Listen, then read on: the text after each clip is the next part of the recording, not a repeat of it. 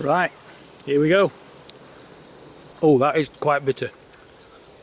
Hello everybody, it's Mick from Jester Bushcraft, and in today's video I'm going to be showing you something you can take out with you on your walks that'll add a bit of interest but also improves your nature knowledge. And that something is this. It's a great little pocket book called Food for Free. It's by Collins Gem, written by Richard Mabey, and it's a great little pocket book that you can take out with you on your little walks out into the countryside, and it costs you less than a £5. What I really like about this book is the way it breaks it down into the months, and it shows you the different foods that you can spot depending on the time of year. So that's a great little addition to the book. That's right at the beginning, so you can check out what month you're in and you can go out and see what you're going to expect to see.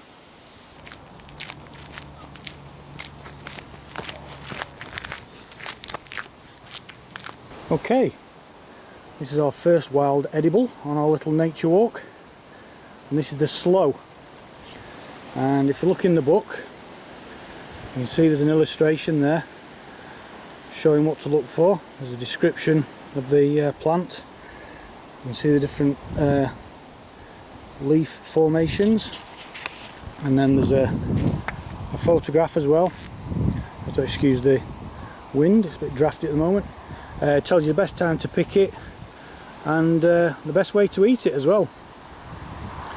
You can see from the drawing there, it shows the spines on the plant, and if we look there you can see just there the spines and the leaf formation just matches what's in the book, so that gives you a good idea of how to identify the plant.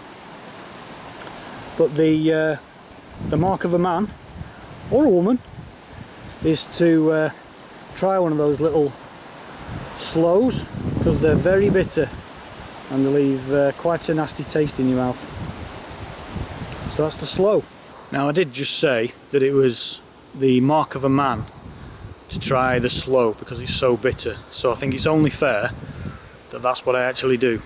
So let's give this a go.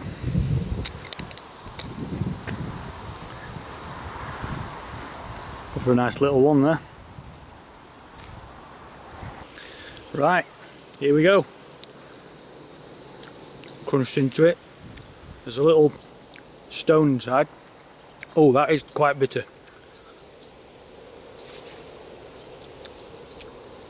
There's a little tiny stone inside which we can get rid of. That's actually not too bad. That is bitter, but it makes your mouth a bit dry, but it's got quite a nice aftertaste. That was a lot better than I thought. Okay, here's our next one. I have to excuse, it's a bit windy today, so everything's blowing around a bit. This is the hawthorn, and we found it in our little book there. Again, tells you all about it, what to look for if you look at the shape of the leaf there, and then you compare it with the leaf there,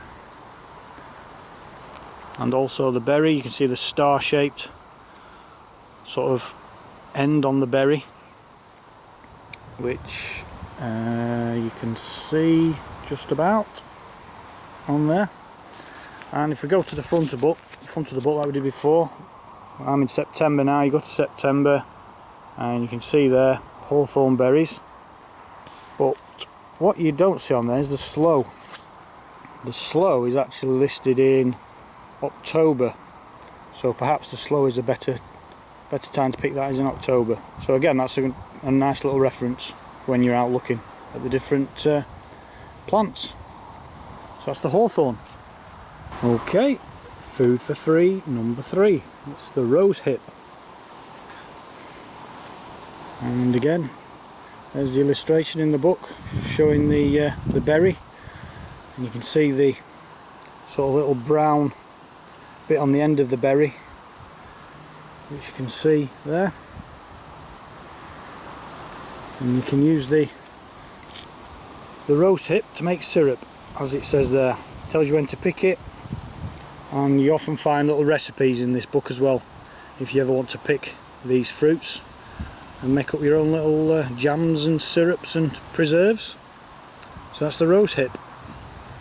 Here's another wild food that not a lot of people realise you can eat, and that's the nettle. It's wrong time of year really. May time maybe is probably a better time, and you want to go for the younger shoots and the younger leaves.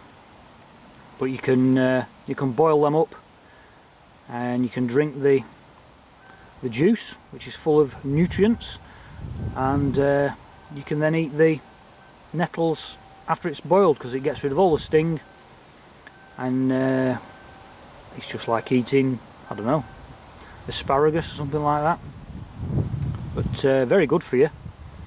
So that's the stinging nettle, and you can pick them, of course, if you do it right, without nettling yourself. Here's a wild edible that most people recognise, the blackberry. If you're a bit apprehensive about trying wild foods, then this is a great one to start with. Easily identifiable, plenty of them about. And that's the thing, if you're not sure, just start with something simple, something you recognise, check in your book, double check, make sure you know what it is before you eat anything. Of course, you don't have to eat any wild edibles. It's just as much fun just identifying them using your little pocketbook. What I will say though about picking wild foods is make sure you pick them at a good height, or quite a way into the bushes, because you can see there that one's very close to the path, and it's just a nice level for the dogs to walk along and take a pee, which you don't want. You don't want any added flavourings to your wild foods. Well, I don't anyway.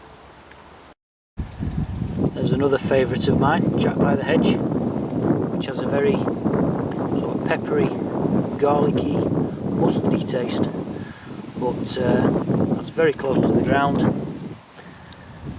and for that reason I'm not going to try any. But I do like it. Jack by the Hedge, not that.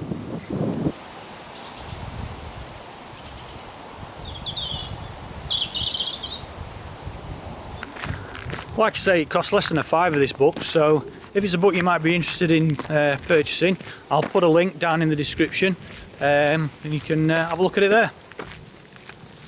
Also, having the pocket book, it means you stop to check different plants out, but when you stop to look at something like that, you then discover that there's other hidden treasures, like the fungi down there, which I never would have spotted if I hadn't have stopped to check these out.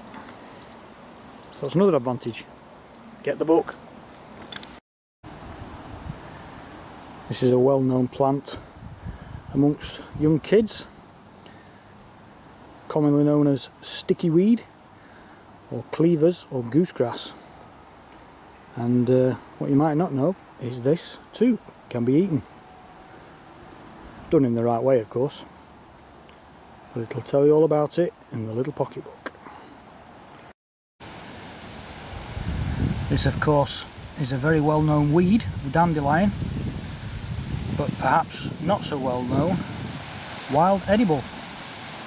You can eat the leaves, the buds, and the roots of the dandelion can be roasted and ground up as coffee. So there you go, that's the food for free pocketbook, and a few examples of some wild edibles. I hope you enjoyed that. If you did enjoy it, please remember to like and subscribe. I'm so close to 10,000 subscribers. When I first started this channel back in 2011, if I'd have known I was going to get to 10,000, I would have just laughed at you. I would have been happy to get to 1,000 or even 2,000. So if you haven't already liked and subscribed, please hit that button, because it would mean so much to me to get to that 10,000 mark. So I hope you enjoyed that. Thanks for watching, and we'll see you on the next video.